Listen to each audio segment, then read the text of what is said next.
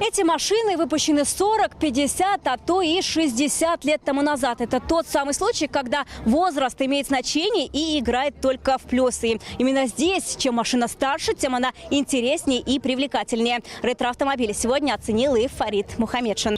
Еще раз отдать должное нашей автомобильной промышленности, производящей собственные машины, показать людям машины иностранных государств. Здесь машины есть и довоенные, и военного периода, и послевоенные.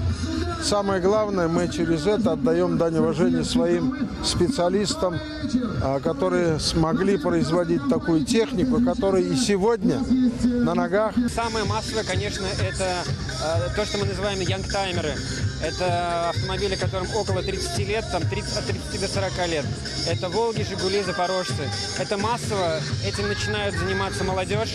ГАЗ, «Чайка», «Москвич». Рядом с советскими, отечественными автомобилями уже соседствуют легенды зарубежные. Астон Мартин, Додж, Мерседес. Во многом экземпляры все уникальные. Они обязательно все машины на ходу и выглядят так, будто выпущены только с конвейера. Это было сделано как автомобиль такой туристический, для отдыха, для людей. Он так и назывался «Москвич-408 Турист».